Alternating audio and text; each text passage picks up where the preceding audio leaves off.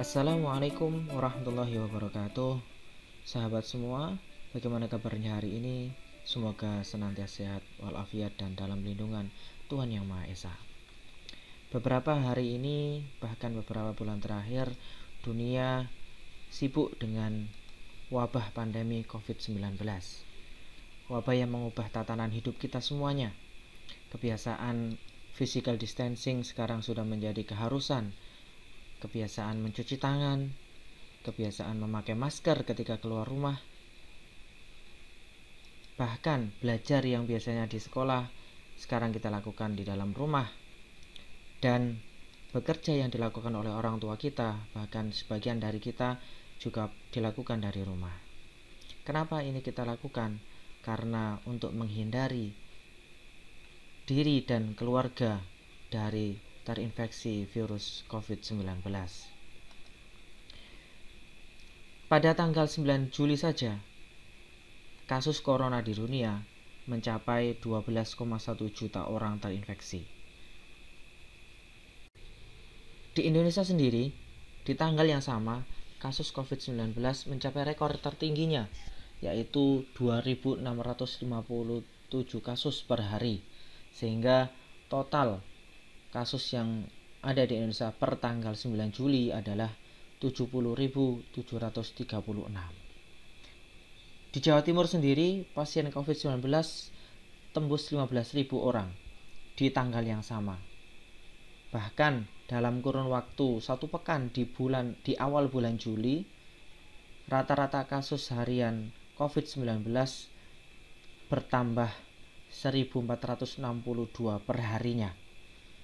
Hal ini menunjukkan betapa cepatnya virus corona ini menyebar. Dilansir dari katadata.com bahwa laju penyebaran virus corona di Indonesia itu rata-rata 2,5.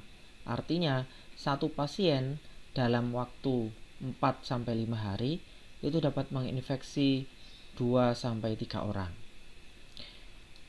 Hal ini bisa kita ilustrasikan sebagai berikut, sahabat semua. Misalkan dalam satu populasi itu terdapat sekitar 100 orang. Dengan asumsi satu pasien dapat menginfeksi 2 orang, maka pada hari pertama 1 orang yang terinfeksi virus corona, sehingga pada hari yang kelima berubah menjadi 3 orang. Kemudian di 4 hari berikutnya, pada hari yang ke-9 berubah menjadi 7 orang.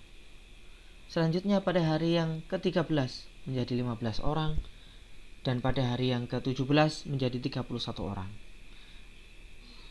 Bahkan pada hari yang ke-21 berubah menjadi 63 orang yang terinfeksi virus corona.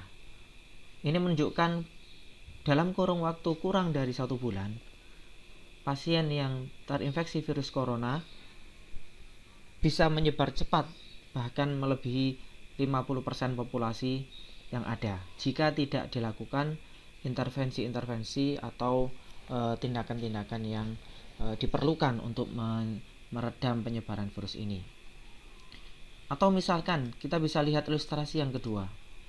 Ketika misalkan satu populasi itu jumlahnya 100 orang, kemudian kita asumsikan satu pasien itu menginfeksi 3 orang, maka dalam waktu 1 hari, ketika ada 1 orang terinfeksi, maka di hari kelima pasiennya menjadi 4 orang. Di hari ke-9 pasiennya menjadi 13 orang. Dan di hari ke-13 pasiennya sudah menjadi 40 orang. Kita bisa bandingkan dengan ketika 1 orang hanya dapat menginfeksi 2 orang. Maka pada hari ke-13 itu hanya 15 orang yang terinfeksi. Berbanding jauh dengan di sini. Di hari yang sama sudah 40 orang yang terinfeksi. Sobat semua, bisa kita bayangkan pada hari ke-13 jumlah pasiennya menjadi 40 orang.